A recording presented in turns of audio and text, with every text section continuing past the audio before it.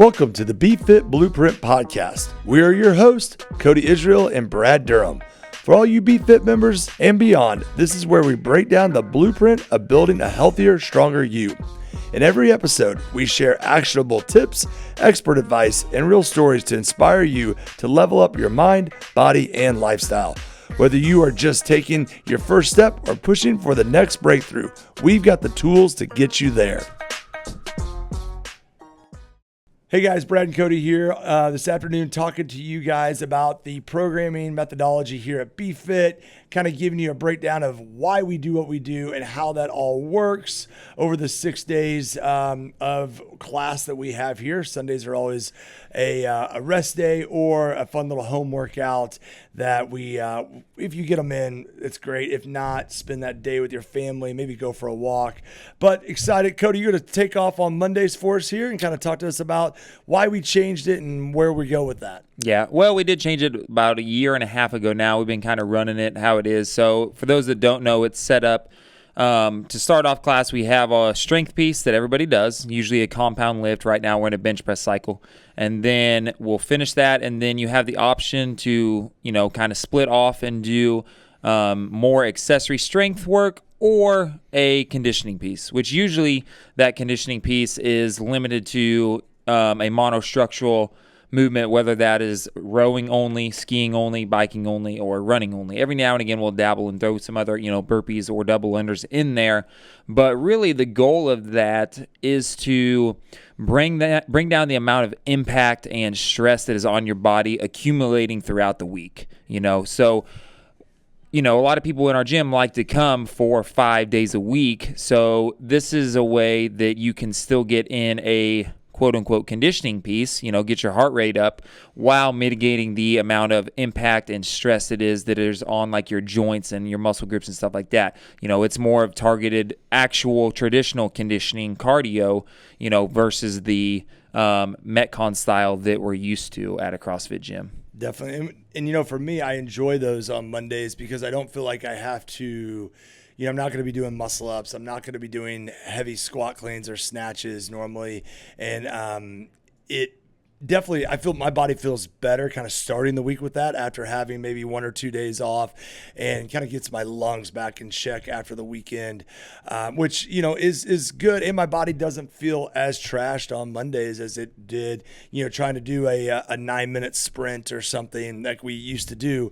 And I think that's the methodology behind this, is we're still keeping it in that short time domain. We're nothing over like 9 to 12 minutes. And we really try to keep each day in its own metabolic pathway. We try to hit, short sprints through the rowing or the biking or the running on Mondays. And Thursdays are also short sprints, nothing over 9 to 10 minutes. And those will be more traditional Metcon styles. You'll have varying gymnastics, weightlifting, monostructural movements throughout all of those workouts on Thursdays. Definitely. And we want you to go hard on those. Those are designed. And then, on Tuesdays and Fridays, we live in a little longer time domain, anywhere 12 to 17 minutes. And we, some of them may end up being shorter depending on your skill level and your conditioning. But that's kind of where we're trying to live. And those are traditional Metcons. And that's kind of that domain that we like for you to live in. We feel like that builds really good capacity right there. And then Wednesdays and Saturdays, we try to have that longer domain, which, that's that 18 to 20 minute plus workout. That's just kind of that chipper. You're just chipping away at it. And really, we probably wouldn't suggest doing both Wednesday and Saturday as far as like for your body's sake. Yeah, just because, you're going to build up so much volume, and your body can really only handle so much volume, and it is kind of adding up. Like in a day your body can handle only so much volume, well in a week your body can only handle so much volume, and so on and so forth. And the farther you tip over and go over that edge of how much volume your body can handle, the longer it's going to take to recover, the more fatigued you're going to feel, the more run down you're going to feel, and that can carry over into the next week, into the next day, and you're just not able to give your full effort, your full exertion into that day that whatever is programmed, whether it's a lift, whether it's a skill, you're just not able to give full effort and get the full benefit of what is programmed for that day. Definitely. And we try to give everybody goals in class. And we try to talk about, hey, we want you to accomplish this task in this time, or complete this many rounds in this AMRAP. And that's not just something we make up on the fly. We actually, Cody and I, as we're programming, we're like, hey, this we think should take somebody this much time. And we're thinking through what the workout's outcomes should be while we're actually writing the workout. I would say we get it, 85 to 90% of the time right? Yeah, I think so. Sometimes, we can over-program a little bit where, only 5 people, might finish the workout. But I would say definitely more often than not, we get most people falling in the intended range that we want the workout to be ended up in. And that keeps you guys from overtraining. And if following that, that's where you can really get into some problems of overtraining if you try to add too much volume, like Cody was saying earlier. So guys, know that that's our intention of how we program. That's why we definitely changed Mondays to try to reduce stress. And some people have, been like, man, we missed the Metcons on Mondays. Guys, know that we're doing that for your health. We are trying to make your body feel better while still trying to give you the best fitness that we can. Yeah, we don't want you to, you might be able to do more, but it's going to be at the cost of the next day or the next coming days. We want you to do what you can recover from. And if you're not able to recover from it by the time you come into the gym next, then you overdid it. We want you to be almost at full go essentially every time that you come into the gym.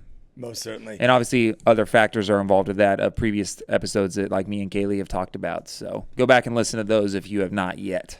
Definitely. And just kind of wrapping this up, we would like to see you do strength training 2 to 4 times a week. We're thinking conditioning 2 to 3 times a week. And so if you're going to hit those 4, maybe 5 days, definitely hit Monday and Wednesday as heavy days. And then, if you're going to look for some conditioning days, definitely hit a Thursday. That's a short, hard sprint. It's going to get your heart rate up really high, and it's not going to last super long. Hit a Tuesday or a Friday, and then hit a Saturday. And so you're getting all 3 time domains of the workouts in there. You're getting a medium, you're getting a short, you're getting a long. And then that would be kind of the ideal place, living in that 2 to 4 strength training and 2 to 3 conditioning piece. Yeah. And, I would not, always listen to your body, and don't lie to yourself if you're feeling run down. Like, you might need less volume than you actually think you do. Sure, getting in all of them is great, but you don't have to get in all of the things. You're going to get benefits from anything that you do, as long as you're not overdoing it. Overdoing it is probably one of the surefire ways to not get results. I would always encourage someone to pull back a little bit and go harder during those times that you are here than forcing yourself to come in and give lackluster effort on more days. So probably hit hey, if I'm feeling rough come Friday and I've done Monday and I've done Tuesday and I've done Wednesday and Friday, just rest on Saturday. Yeah. Maybe I've done Monday, Tuesday, Thursday, Friday, rest on Saturday. Yeah, I think, to me, an optimal way would be 3 to 4 times a week, making sure you hit, maybe that looks like you're doing Monday heavy day, Wednesday heavy day, Friday both, or maybe you're doing Monday the strength and the conditioning, and then the Wednesday heavy day, and then the Friday you're doing both, or like you said, Monday, Tuesday, Thursday, Friday. That way you're not going, more than 2 hard days in a row. You're getting optimal recovery within your week. Definitely. And if you're somebody who's looking to develop skills, people always say, hey, I want to do extra to get better at double unders. I want to do extra to do this and this. Tuesdays is a great day for that. Yeah. And so as a side note, everything we do in the gym should be treated as a skill. Just to get that out there. But we do have dedicated days to focus on more quote-unquote skill-based movements, whether that is like right now we're doing double unders, or, we just did pull-ups to start the year. We've done toes to bar. Those are the quote-unquote skills that we have spent time to practice on refining the movement, But, again, everything we do in here is a skill and should be treated as such, not at the expense of how the movement is done. The movement should be done properly and executed to a certain degree of competency before trying to speed the movement up, go faster. We don't want to go faster at the expense of form. Definitely. And I think that's probably something we can come back and revisit with you guys at a later point, because we would rather have a great movement at a lower weight or a great scaled movement than a cruddy RX movement or a really bad clean and jerk or snatch that could possibly put you at risk. And I think that's probably the big thing where people make mistakes, is they try to jump ahead of themselves either by adding weight or trying to match that RX movement, because they can do it when they're fresh, but as they get tired, they lose that efficiency and that safety aspect. And that's one thing that I always, try to preach is the more efficient you are at a movement when you're fresh, the more efficient you are going to be at it when you are fatigued.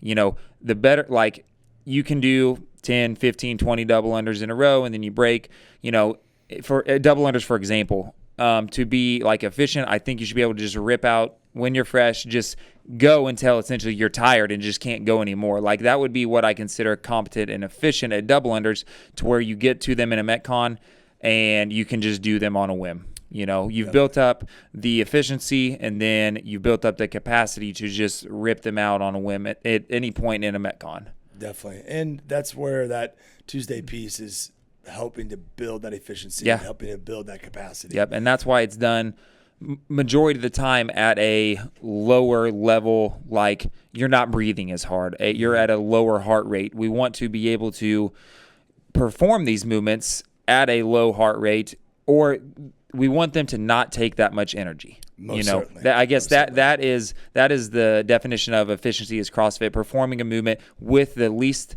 energy possible while still hitting all the points performance. Most certainly. Like that should be the goal of every movement we do. Yeah. Oh, most certainly. And so it's okay to scale movements. It's okay to adjust what you're doing inside the workouts to be efficient. So if, we have chest to bars programmed one day and you're better at pull-ups and chest to bars a little shaky, live in the pull-up realm until you become efficient in that chest to bar. Sir, anything else on the programming? I think that covers that for now until we dedicate a whole podcast to it here later on in the year. Sounds good. Have a great day. The BFIT Blueprint is brought to you by the Colony House, where furniture shopping is as comfortable as the pieces you'll find there. With the best selection of furniture and mattresses, they make it easy to love coming home after a long day of crushing your goals. Want to elevate your living space as much as your fitness goals? Head to Riverside in Frederick for a personalized shopping experience you'll actually enjoy at the Colony House in St. Joseph. What is up, guys? Welcome back to the BFIT Blueprint episode 7. We are back this week with a guest on the show, Trennon Roarty. We are going to be talking about a topic that we haven't really touched on. We don't think gets touched on enough in the fitness realm. We're going to talk a lot about the pelvic floor and training during pregnancy and training postpartum and all things that come with that. Trennon, let's hear a little bit about you. Yeah, so I graduated with my chemistry degree from Missouri Western, and then ended up going on to get my doctorate in physical therapy from Southwest Baptist University. And what kind of led me to want to be a physical therapist is I was in a car accident in my younger 20s, had some right back pain after that, went to physical therapy, and while I was there, it was kind of in the middle of my bodybuilding career, so I was lifting a lot, exercising a lot, and the back pain was limiting me from progressing in that.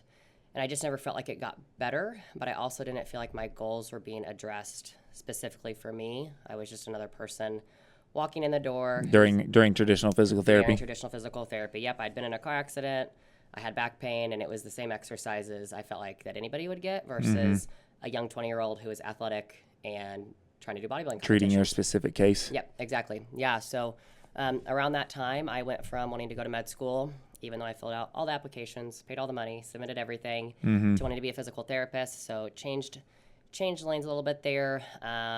Went about another year to school to get the extra classes that I needed and applied to PT school and got in. And then graduated back in 2020. And where'd you go to college at? Southwest Baptist University. Southwest Baptist, that's right. Yep. When I originally went to PT school, I wanted to do pediatric PT. But I got pregnant with my first kiddo about 6 weeks into PT school. Oh, nice. Yes, really fun thing to do. Super not stressful time. Not at all, 0%. And so it was, I had her in the summer of my first year, and I had some midline abdominal pain getting back to lifting. So with pull-ups and push-ups, I had pretty significant pain, and nobody had once ever mentioned pelvic floor PT. Here I am, first-year PT student, had no idea pelvic floor therapy was even a thing. And so I started researching on my own. So they hadn't mentioned it at all within like the first year of schooling? Nothing. No mention of it? No. And there was a program, after this that one of the graduates from the next year did start doing some pelvic floor stuff, but it just wasn't something I felt like that was talked about. I mean, it's still it's talked about more now than it was then. Yeah, but I mean, still very, very uncommon. Limited. Yeah. Yep. So I did my own research, did some therapy, pelvic floor therapy, and within about a month, my pain was gone, and I was able to return to exercising pain-free with no issues. And I was like, okay, if I didn't know about this, I'm in PT school. The normal person that goes and has a delivery probably has no idea. None whatsoever. And so that kind of led me down the pelvic floor path, and I've done orthopedics, which sometimes they go hand in hand. But that led me to do more specific pelvic floor physical therapy. So your I guess even physical therapy and pelvic floor journey started from a personal experience with injury and just like something that you wanted to work on in your own, fitness journey that led you to what you're doing now. Right. Yeah. I feel like that's how a lot of, I won't say all, but a lot of physical therapists end up doing what they end up doing because they're like, man, I want to get better from an injury, and then they have maybe it's a pleasant experience or maybe an unpleasant experience. Either way, they're probably like, man, I want to do that and either do what the physical therapist helped me with, help other people, or I want to do a better job. I want other people to have a better experience than what I had. Right. And I always think about if I knew what I knew now, so with my second delivery, I knew so much more. I had a way better recovery, a lot less issues. If I would have known all of that with my postpartum period would have been so much better. Yeah. Like there's just so many things that I had no clue on because the first time mom, I feel like you don't know anything unless people tell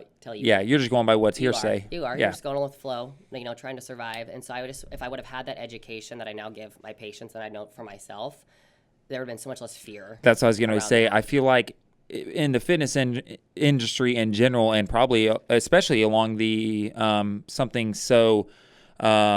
something like pregnancy, I feel like there's a lot of fear mongering, like scare tactics to do something or to not do something. Right. Yeah, I feel like that's huge. A lot of my patients come and be like, but wait. Yeah. And I always try to pull from research, but also I feel like I've been through both. I've been through two different kinds of deliveries, and for myself, I've had different outcomes. And I would choose a second delivery. Absolutely, every time. All day. Yep. Cool.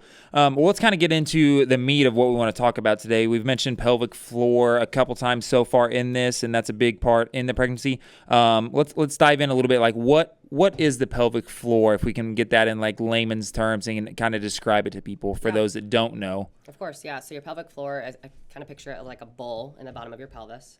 And it's kind of like a sling for your organs. So it helps support any of your pelvic organs. It helps with bowel and bladder function, and then it also contributes to sexual function as well. So it has a few different... A lot of important things there. A lot of important things. All the things, yeah. And it's not even addressed a lot of times. It's not. Okay. Yes, definitely ignored.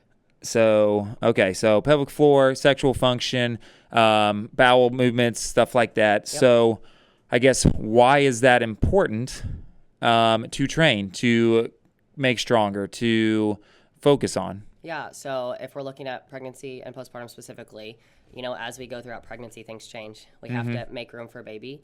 There's increased pressure, increased demands on our body. So our body has to go through a lot of different changes as we progress from, first week being pregnant to the last week being pregnant. And I think it's important. It's just like any other injury. Like if I tore my bicep, I'm going to want to go to do something to fix it, right? So same thing with the pelvic floor. Not every delivery causes an issue, but if there are issues, I think it's important to get addressed then or even before the potential, go to prenatal rehab, right? Just to have the knowledge of what you can do for throughout your pregnancy to decrease any kind of like back pain, hip pain, groin pain, pelvic pain. So essentially like prehab, you're preparing your body for the stress that is going to be put upon it during pregnancy. Right, exactly. Yeah. Okay, so going into like the pelvic floor, kind of got your notes here, some like pressure management. I know you kind of wanted to discuss a little bit about that. You want to expand on that? Yeah, so I think it's, big for anyone. So you can even look at a person who has multiple kids and they're on, say, their third pregnancy. They have to pick up, their toddler or their 4-year-old or whatever the case is and put them in a car seat. And so say we're not loading right with that and maybe we have incontinence and we just think it's normal because, we've already had kids. We're moms. And incontinence is? Loss of urine. Okay. So, any kind of like urinary leakage. So you can look at that person, or you can even look at an athlete who's doing a deadlift, and they have urinary leakage with that as well.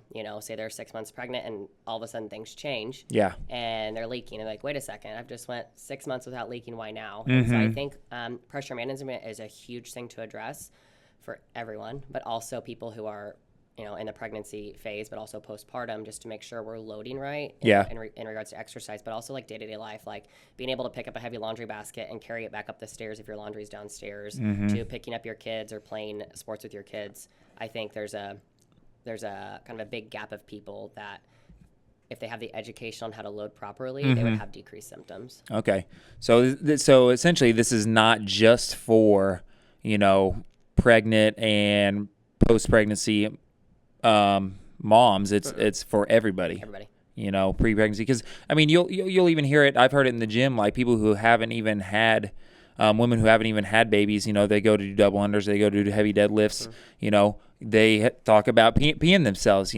So would that be as an example of someone that does have I don't want to say a weaker pelvic floor, but maybe not the coordination to contract those muscles? I would say it's a pressure management and a coordination issue, because most of the time you think of somebody who has leakage as somebody who's been pregnant, right? Yeah. That's not the case.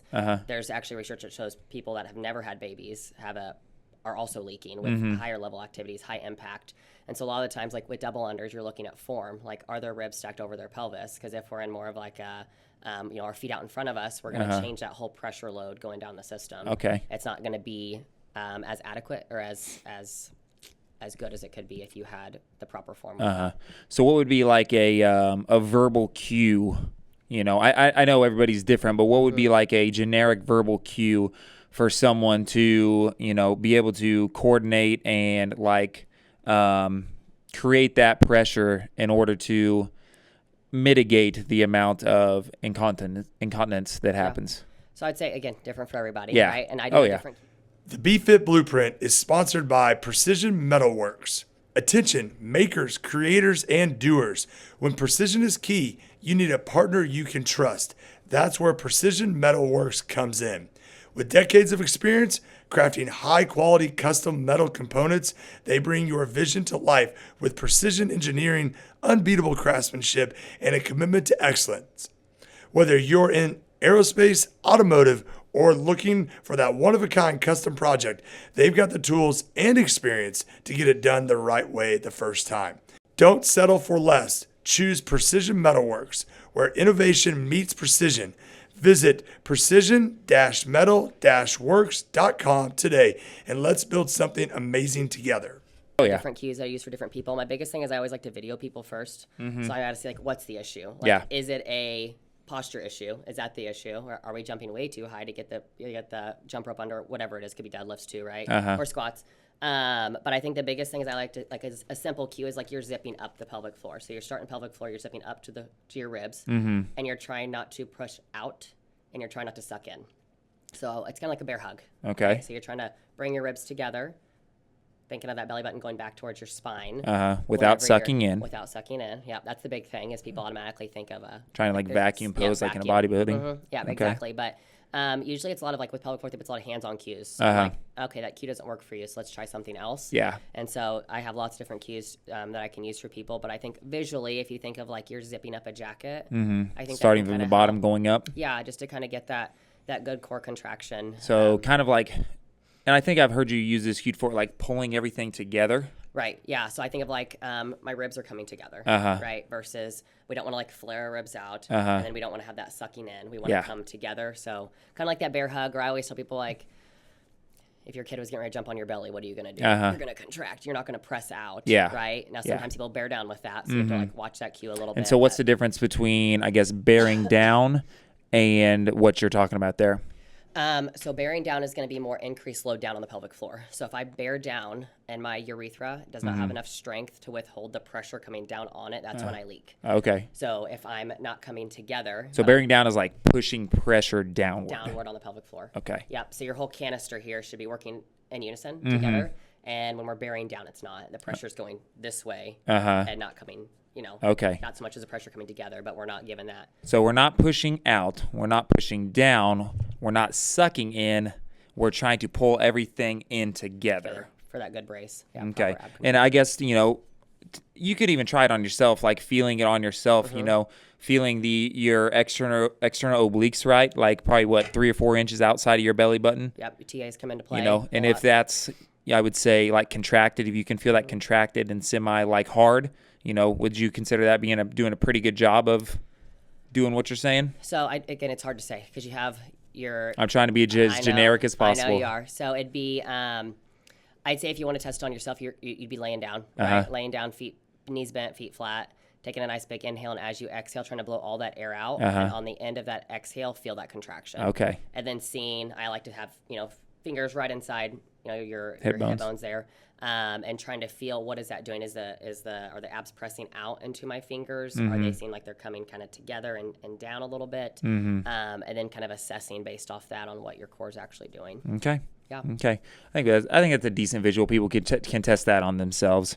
Okay. So moving on from kind of what the pelvic floor is, the function of the pelvic floor, let's get into during pregnancy.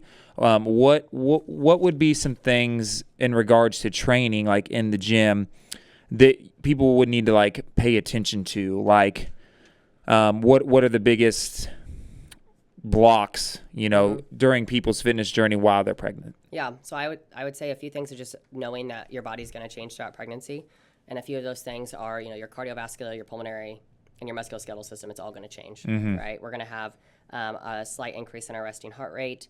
Our cardiac output's going to increase, and then our posture is going to change, and we're going to have more of an anterior pull forward as that belly grows. So you're going to be leaning back a lot more. Having more of a sway back, posture with that. And that's another good thing about strengthening the core, even throughout pregnancy, is that we try to get the core stronger to improve any kind of potential postural impairments that might happen down. And I would even, throw in the mix, like core, I think sometimes people have like a warped, like what the core is, like 6-pack core. Like the core is this whole area here, like trunk in the front, but also even strengthening your low back would be very beneficial to handle those loads of when you are leaning back, when you do have a belly on you. Right. You know, just increasing overall strength is definitely beneficial. But I'm big on, obviously exercise in pregnancy, and I'm sure we'll get to that. But if there's any complications, I always tell people just check with your provider, right? Even if you weren't active before, but you want to start walking or getting into activity once you get pregnant, it's always good just to make sure there's no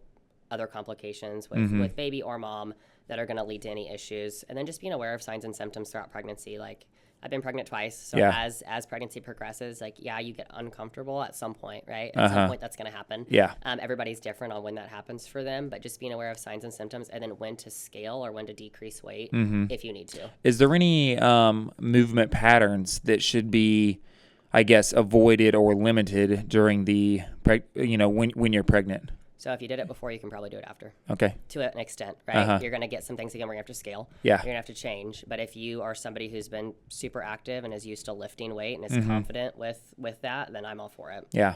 Yeah. And the only thing I would say is as a trainer, like as you go through there, if movement patterns start to change, like in an Olympic lift, then that would be a time that I would recommend potentially modifying something. 100%. What about like, split stance exercises like lunges, because I do know like the ligaments and stuff as you go throughout pregnancy become a little bit more lax. Yes. Yeah. So I'd say it's again on comfort. So you have some people that are going to have pretty significant pubic pain. Some people might not have any. Okay. I didn't have anything with my first, but with my second, I had to stop running by 8 weeks pregnant. Yeah. Barely even knew I was pregnant, but I had so much pain that I physically couldn't do it, but I could do CrossFit just fine, right? So I think everybody's different. Obviously, if there's any kind of like pubic pain with single leg activity, that's when you want to potentially modify, right? So what can we do with that exercise to get a similar stimulus, but not cause pain? Yeah. Okay. Great. So basically, every pregnancy is going to be different, even with someone having two, like you've had two pregnancies, Right. each pregnancy was different within yourself. Like you could do one thing, you could do something one pregnancy, and then the next pregnancy you couldn't do that thing. So and I had, like I said, a lot of information with my second, and running was one thing I just couldn't get back to physically, and so I like came to terms with that. I was like, that's fine, I'll do something else, and I modified and just stuck with CrossFit pretty consistently versus my running. Okay, so basically during pregnancy, training. Basically, if you could do it before and you can continue to do it without, any pain or anything like that, that is perfectly okay. That's Safely. what I'm hearing. Yeah, if you can do it safe. Okay. That's my view on it. Okay. Yep.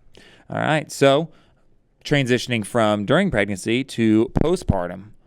Okay. You pop the baby out. What happens then? So, I know the general recommendation, quote unquote, is 6 weeks, but again, everybody's a little different. Yeah, so I'm not, 6 weeks is, looking at tissue healing. I don't think it's the green light for all activity, and postpartum doesn't end then. It doesn't end at 12 weeks, 20 weeks postpartum. I still feel I'm almost 3 years postpartum, and I'm just like, oh yeah, I'm postpartum over here. I don't think it ever really ends, and that's why I see people that are immediately postpartum to 20 years postpartum, right? So there's no really end, and when those impairments can kind of happen after pregnancy. But, clearly we want to heal. Yeah. Right, and I'm big on breath control postpartum, on mobility stuff postpartum, whether you're breastfeeding or bottle feeding, whichever one. We're still in usually a hunched, rounded shoulder posture. That's one thing I'm big on with, moms or females that have spent a lot of time in that rolled forward position, working on a lot of retraction and oppression of the upper back and the scapula, because they spend so much time in that forward shoulder position trying to, mitigate or undo a lot of what has been done because of so much time spent there, holding babies. Yeah, thoracic mobility and all that is huge. And strengthening. I lost a lot of my lat strength, significantly decreased with both kids on both. It's crazy how much, that's the one muscle group I lost the most. And probably just because I, again, first baby, didn't know a lot. And so things were just different. Stopped doing things as well. well. Doing a lot of stuff. Yep. Yeah. Also being in PT school didn't help too much, but Yeah, I super definitely, my weightlifting was on the back burner for a bit. But I think just overall mobility, breathing mechanics, either with, vaginal delivery or C-section. C-section is the most common major surgery in the United States, but how many times do they get referred to outpatient PT? Yeah. It's kind of like, if you have an ACL surgery, you're not going to go play soccer the next day.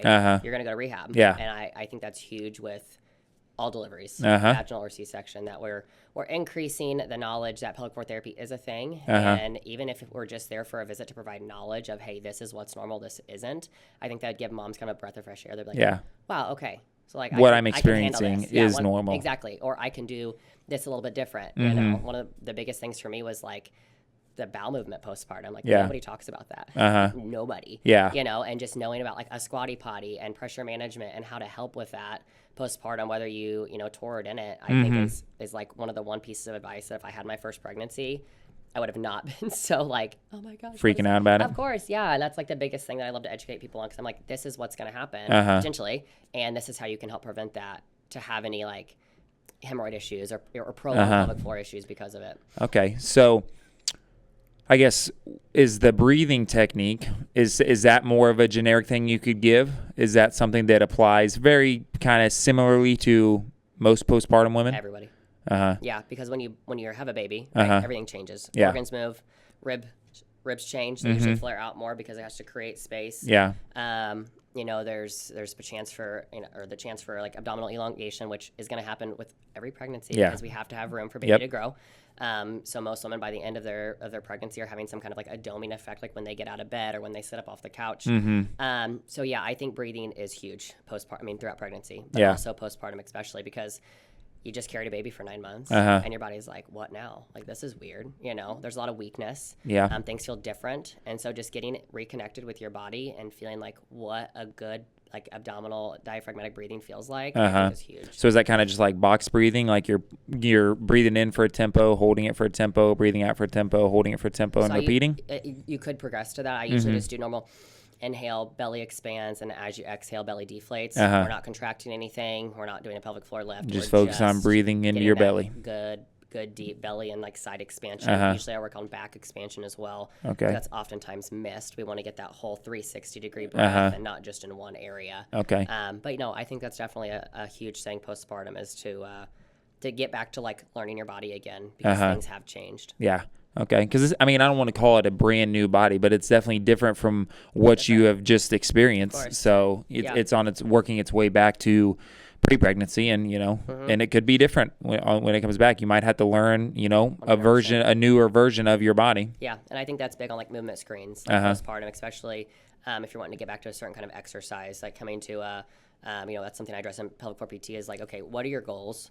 What do we need to get back to? Huge. What's your guidelines? Like, do you want to do a CrossFit comp, or do you want to do something in 6 months, 3 months? Like, what's your goal? A year? And then we look at those goals and address that based off the individual in front of me. Yeah. And then we see how to get there. Yeah, I think that is huge. Like knowing what you want to get back to is really good for that person, but also, like you said, for the provider, so that you can help give them a direction they want to go versus just a generic profile up on a wall, just getting in, getting out. These are things I want you to do versus, okay, this is what you want to do. Let's set a plan, a path in order to get you to do this thing that you want to do. Right. And that's why I'm big on like I do a full body screen on everybody that comes in the door, whether you have a toe pain or you're postpartum. I'm looking at everything because I don't want to give the same 3 exercises postpartum. They might be good for everybody. But it doesn't mean that person in front of me needs those 3 needs it that the most. day. Yeah. And kind of triaging, picking the lowest hanging fruit again. Yep. And looking at everything and seeing what would be best for them to send them home with, during pregnancy or postpartum. Okay. So postpartum, is there, kind of same question I asked during pregnancy, is there any movement patterns postpartum that one should be aware of or be cautious of easing back into? Yeah, so I would say, again, symptoms. So are we having any heaviness? Are we having any like bulging sensation? Are we having any, urinary leakage with anything that we're doing? And is there any pain? And if there are any of those things, then we probably need to address them before I progress into whatever activity they were trying that caused those to begin with. But yeah, those are the main thing. I'm going off symptoms. So I'm looking at the person, doing my assessment, making those goals, but then saying like, okay, does this feel good?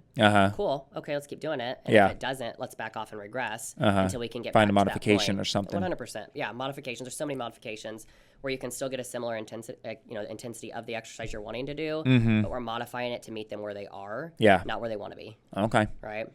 So it goes by feel. I don't want to put it all on the person, but it's your body. You can, do you think a lot of things comes down to a lack of awareness?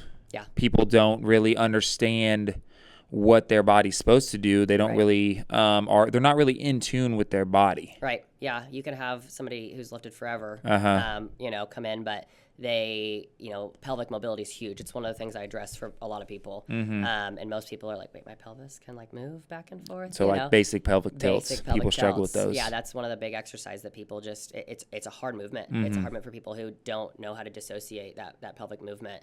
Like separating your pelvis from like your core, like your abdominals and your lumbar, moving your pelvis versus your, pelvis moving your pelvis. Well, and letting your muscles move it, right? Being able to like relax and move through the range of motion that helps overall joint mobility. But yeah, I would say coordination is huge, especially in pelvic floor. That's kind of like my baseline. Like I always ask people like, what do you know about the pelvic floor, right? Because if they don't have an understanding of their pelvic floor, we're going to be stuck. Yeah. Right? So I think when everybody walks in my door, they get a baseline education assessment on this is what your pelvic floor does.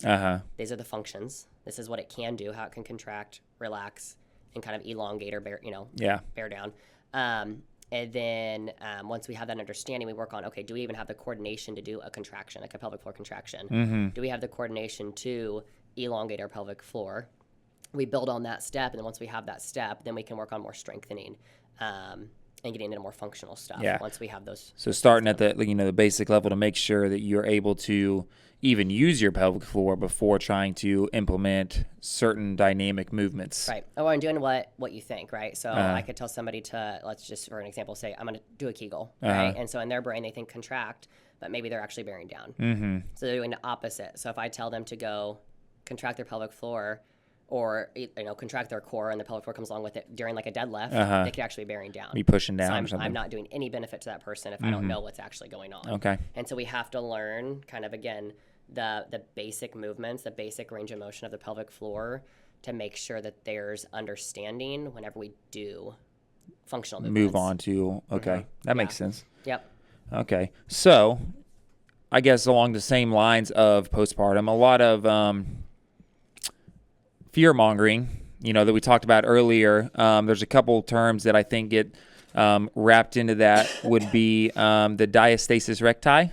I think that is one that is a very feared thing of happening in the pregnancy realm, postpartum realm. Yeah, and I like to explain What is it? Yeah, what is it first?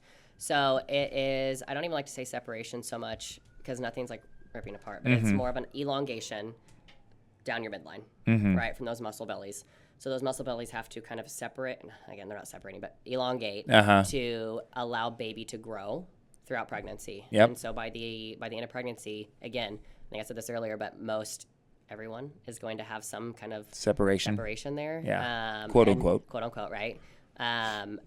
Because it has to. If it wasn't elongating to let the baby grow, then we're stuck, right? Yeah. We're The not baby gonna doesn't have room to grow. Yeah. And so it's more of a pressure issue and like a strategy issue than it is, I think, more about like a core separation. So again, this kind of goes back to how are we breathing? How are we contracting our core?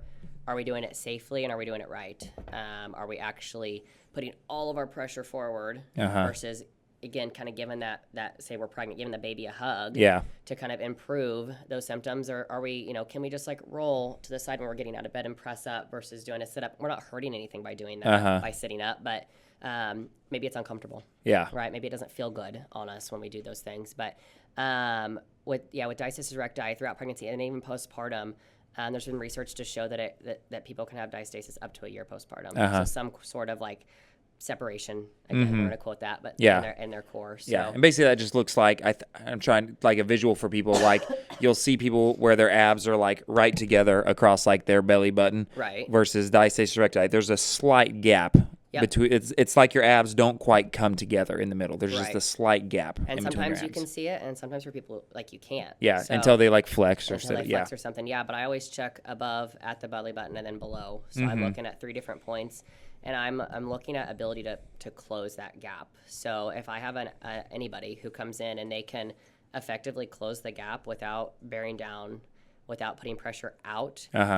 Then they're probably good to go, with their exercise. They're probably contracting right, even if they have a separation. Even if they have a gap. So basically, you're just looking at if you're able to contract your core or your pelvic floor enough to kind of the bracing that we were talking about earlier, pulling everything together in the middle. If they're able to contract and pull that together, you're not really worried so much about the separation of the abs. I'm looking at function. So I'm looking at how can the person in front of me functionally close that gap, and I'm also looking at depth. So when I measure it, I'm seeing how deep can I go down, but also how many fingers across am I. So you're seeing how wide it is and how far deep it is. Yep. And then when I have them contract, usually I'll have somebody contract without any cueing from me. I just say contract your core, and I see what they do, and I like to have people feel while I'm doing it because I think that immediate feedback they kind of understand themselves. Yeah, and so I'll have them feel it, the first time through with just relaxed.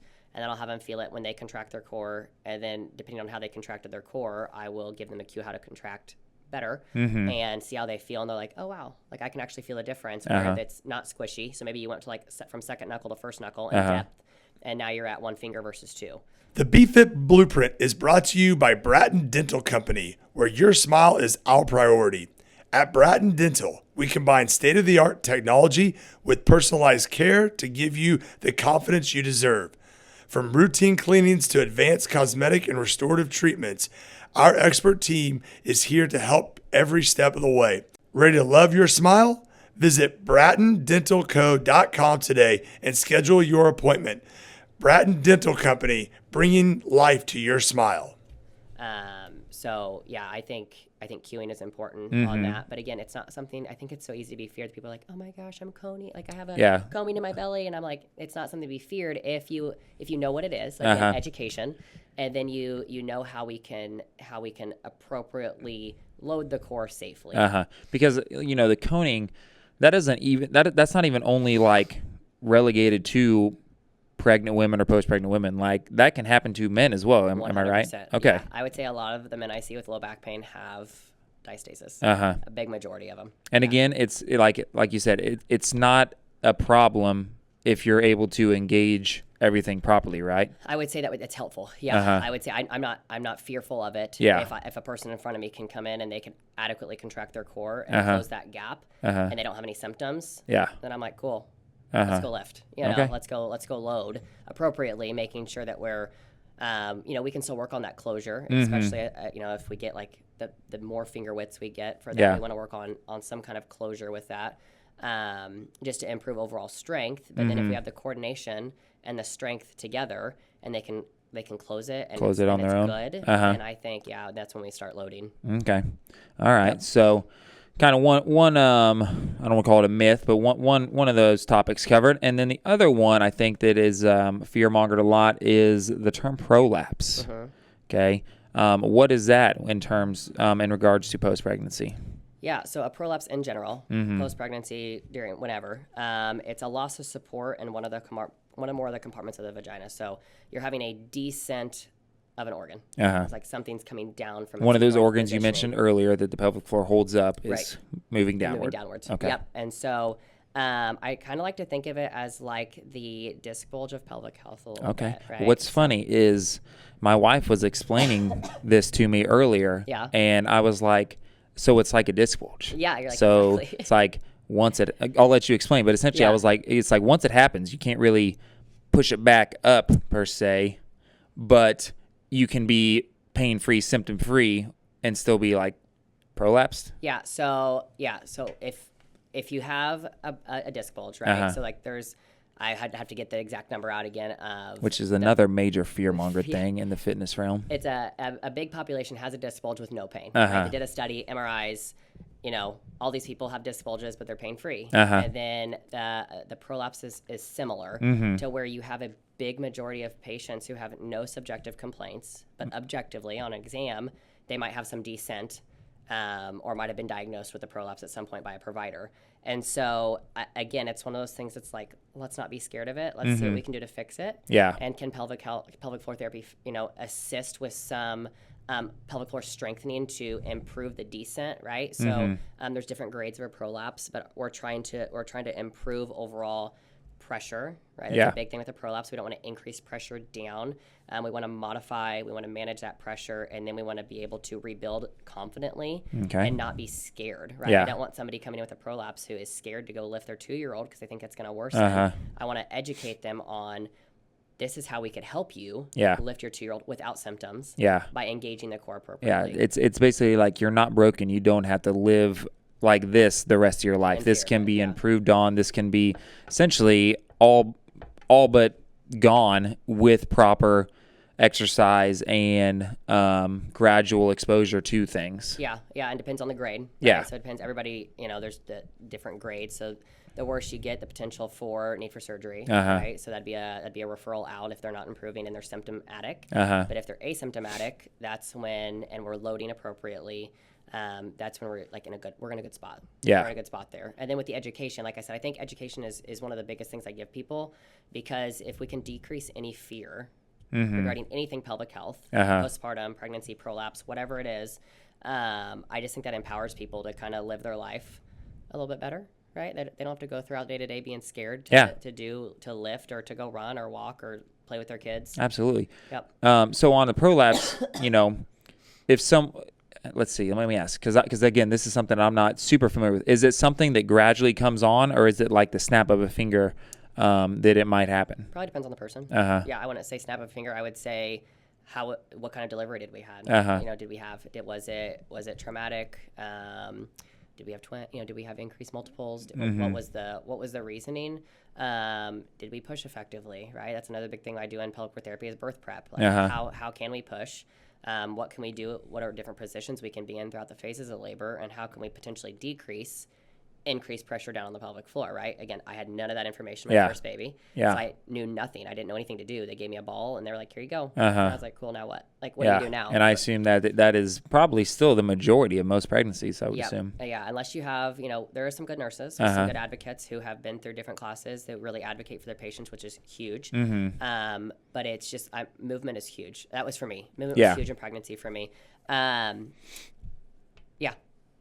asked me a question, but Anyway, moving on. Next. So, in regards to so basically pain with post-pregnancy. So, pain, and then also we can relate that, like we have in the notes here, to the incontinence. Like those things are not, or they might be quote unquote normal, but they're not supposed to be normal. So common, not normal. Yes, common, Yeah, not I normal. think that's the best way to put it. Yeah, you have, I mean, I've talked to multiple people who have had one kid to, however many kids, but they think that just because they're a mom that it's normal to have leakage. Like, yeah, when I jump on the trampoline, I have leakage. And Yeah. they're like, no, it's fine. I've had kids. It's supposed to happen. No.